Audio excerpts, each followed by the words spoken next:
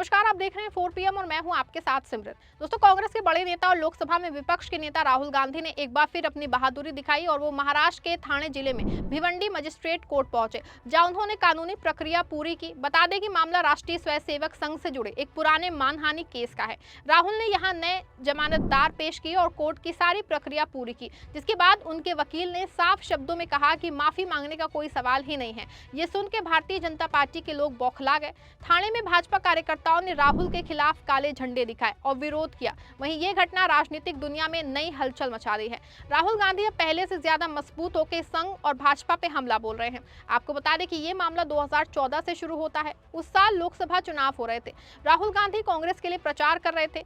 6 मार्च 2014 को महाराष्ट्र के सोनाले गांव में एक चुनावी रैली थी। राहुल ने वहां भाषण देते हुए कहा कि आरएसएस ने महात्मा गांधी को गोली मारी और अब वो गांधी जी के नाम पे चुनाव लड़ रहे हैं। ये बात आरएसएस के लोगों को बिल्कुल पसंद नहीं आई। आरएसएस के कार्यकर्ता राजेश कुंते ने उसी साल भिवंडी कोर्ट में शिकायत दर्ज कराई और कुंते का कहना था कि राहुल का ये बयान झूठा है। इससे आरएसएस की इज्जत को ठेस पहुंची है। उन्होंने भारतीय दंड संहिता की धारा 500 के तहत मानहानि का मुकदमा दायर किया। इस धारा में किसी की छवि खराब करने वाले बयान पे सजा हो सकती है। कोर्ट ने शिकायत को मंजूर किया और मामला शुरू हो गया। आप सबके भरोसे से हमने हमेशा मजबूत और सच्ची पत्रकारिता की है। चैनल को आप सबने सब्सक्राइब तो कर ही रखा है, हमारे चैनल को ज्वाइन भी कीजिए। हमारे चैनल के मेन पेज पे जाइए, जहां सब्सक्राइब लिखा होता है ठीक उसी के बगल में आपको ज्वाइन का विकल्प दिखेगा। ज्वाइन बटन पे क्लिक करके पेमेंट प्रोसेस पूरा होते ही आप हमारे सफर का मजबूत हिस्सा बन जाएंगे। राहुल को कई बार कोर्ट में बुलाया गया और उन्होंने जमानत ली और पूर्व केंद्रीय गृह मंत्री शिवराज पाटिल उनके जमानतदार बने।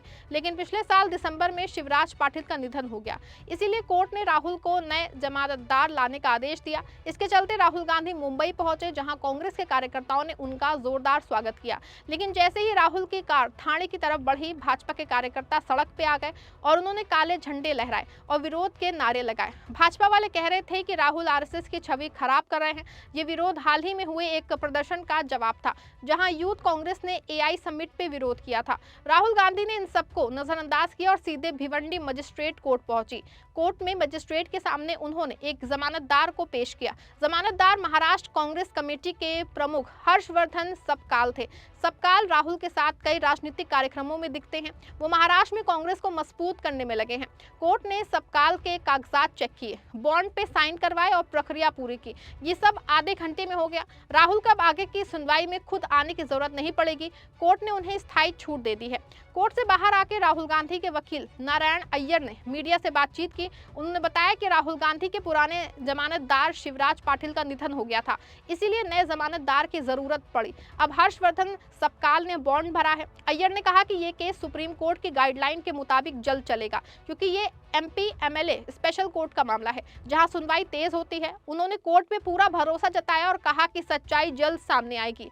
वहीं जब पत्रकारों ने पूछा कि क्या राहुल इस बार माफी मांगेंगे, तो अय्यर ने साफ इनकार कर दिया। उन्होंने कहा कि माफी का कोई सवाल ही नहीं है, आज सिर्फ जमानत की प्रक्रिया थी, हम कोर्ट के आदेशों का पालन कर रहे हैं। ये बयान राहुल गांधी के मजबूत इरादे को दिखाता है। पहले कुछ मामलों में राहुल ने कोर्ट के कहने पे माफी मांगी थी, लेकिन इस बार वो डट के लड़ने को तैयार है। जानकारी के मुताबिक ये केस सबूतों के दौर में पहुंच चुका है। शिकायतकर्ता राजेश वो हो चुके हैं, यानी कोर्ट में उनसे सवाल जवाब हो गए हैं। दूसरी गवाह अशोक साइकर की गवाही ली गई।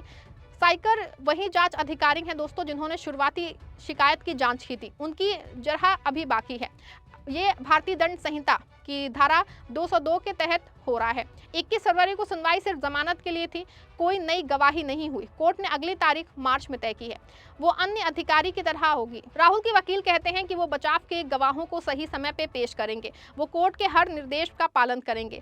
अगर सब कुछ ठीक रहा तो केस जल्द खत्म हो सकता है। बता दें कि भाजपा ने इसे मौका बता के राहुल पे तीर चलाए। ठाणे में भाजपा कार्यकर्ताओं ने काले झंडे दिखाए और कहा कि राहुल आरएसएस को बदनाम कर रहे हैं, वो इसे इतिहास की तोड़ मरोड़ बता रहे हैं। भाजपा के स्थानीय नेता कहते हैं कि राहुल को अपने बयानों की जिम्मेदारी लेनी चाहिए। वहीं कांग्रेस ने इसे भाजपा और आरएसएस की साजिश बताया। कांग्रेस कार्यकर्ताओं ने राहुल का पूरा समर्थन किया है। वो कहते हैं कि राहुल डरने वाले नहीं हैं। कांग्रेस की महासचिव प्रियंका गांधी वाड्रा ने सोशल मीडिया पे लिखा कि ऐसे मुकदमे विपक्ष को दबाने की कोशिशें हैं, लेकिन हम मजबूत रहेंगे। आरएसएस की तरफ से कोई बड़ा बयान नहीं आया, लेकिन उनके कार्यकर्ता राजेश कुंते का साथ दे रहे हैं और ये पूरा मामला आरएसएस और कांग्रेस के बीच पुरानी वैचारिक लड़ाई को दिखाता है। एक तरफ आरएसएस खुद को राष्ट्रवादी संगठन बताता आता है, दूसरी तरफ कांग्रेस उसे गांधी हत्या से जोड़ती है। बता दें कि 30 जनवरी 1948 को दिल्ली में गांधी जी की गोली मार के हत्या कर दी गई। हत्यारा नाथूराम गोडसे था। गोडसे उस समय हिंदू महासभा से जुड़े थे, लेकिन आरएसएस पे आरोप लगे कि उनका भी इसमें हाथ था। आरएसएस हमेशा इन आरोपों से इनकार करता रहा। सरकारी जांच में भी आरएसएस को दोषी नहीं ठहराया गया, लेकिन विपक्षी पार्टियां खासकर कांग्रेस इसे उठाती रहती हैं। राहुल का 2014 का बयान इसी पुरानी बहस का हिस्सा था। आरएसएस प्रमुख मोहन भागवत ने कई बार कहा कि संघ गांधी जी का सम्मान करता है। वो कहते हैं कि संघ राष्ट्र निर्माण में लगा है, लेकिन कांग्रेस इसे वैचारिक हथियार बनाती है। वहीं ये केस अब सिर्फ कानूनी नहीं रहा बल्कि राजनीतिक हो गया है। आपको बता दें कि राहुल गांधी के खिलाफ ये अकेला केस नहीं है। एक दिन पहले यानी कि 20 फरवरी को राहुल गांधी जो है उत्तर प्रदेश के सुल्तानपुर कोर्ट में पेश हुए थे। वो केस 2018 का है, जब राहुल ने कर्नाटक चुनाव में अमित शाह पे हत्या का आरोप लगाया था। वहां भी उन्होंने कहा कि ये साजिश है। कोर्ट ने अगली सुनवाई 9 मार्च तय की है। इसके अलावा मोदी सरनेम वाला केस भी चल रहा है। 2023 में राहुल को 2 साल की सजा हुई थी, लेकिन सुप्रीम कोर्ट ने उस पर रोक लगा दी। असम में भारत जोड़ो न्याय यात्रा के दौरान भी एक केस दर्ज हुआ। कांग्रेस का कहना है कि ये सब भाजपा की रणनीति है। वो विपक्ष को कोर्ट कचहरी में उलझा के कमजोर करना चाहते हैं। भाजपा कहती है कि ये कानून का पालन है, कोई भी कानून से ऊपर नहीं है, जिसको लेकर के राजनीतिक जानकार कहते हैं कि ऐसे केस राहुल की छवि पे असर डालते हैं, लेकिन वो इससे मजबूत होकर निकलते हैं। वही मामले में अगली सुनवाई मार्च में है। वहां गवाहों की जांच होगी। अगर राहुल दोषी ठहरे तो सजा का खतरा है। राहुल का माफी ना मांगना उनका बड़ा रुख है। इससे विपक्षी पार्टियां एकजुट हो सकती हैं। भाजपा इसे चुनावी मुद्दा बना सकती है। आने वाले चुनावों में ये केस चर्चा का विषय बनेगा, जिसको लेकर राजनीतिक जानकार कहते हैं कि ऐसे मामलों से राजनीति में नफरत बढ़ती है, लेकिन राहुल जैसे नेता इससे नहीं डरते। वो कहते हैं कि सत्य के लिए लड़ना जरूरी है। कांग्रेस की रणनीति है कि वो आरएसएस और भाजपा पे वैचारिक हमले जारी रखें। कुल मिलाकर ये मामला भारतीय राजनीति की गहराई दिखाता है, जहां विचारधारा की लड़ाई कोर्ट तक पहुंच जाती है। वहीं ये पूरी घटना हमें सोचने पे मजबूर करती है, क्या राजनीति में आलोचना की जगह है या हर बयान पे मुकदमा। राहुल गांधी की ये लड़ाई जारी रहेगी। उनके समर्थक कहते हैं कि वो इंदिरा और राजीव गांधी की विरासत से हैं, जो कभी नहीं झुके। भाजपा कहती है कानून सबके लिए बराबर है। आम आदमी के लिए ये सबक है कि राजनीति में कितनी परेशानियां हैं, लेकिन सच्चाई हमेशा जीतती है। सत्ता पक्ष हमेशा विपक्ष को दबाने की कोशिश करता है, लेकिन राहुल गांधी हमेशा बीजेपी के लिए नई नई मुसीबत खड़ी करते हैं। वहीं अब देखना होगा कि ये केस किस दिशा में जाता है। ये तो खैर आने वाला वक्त बताएगा। इस खबर पे आपकी क्या राय है, कमेंट में जरूर बताइएगा। वीडियो को लाइक और शेयर करिएगा। धन्यवाद।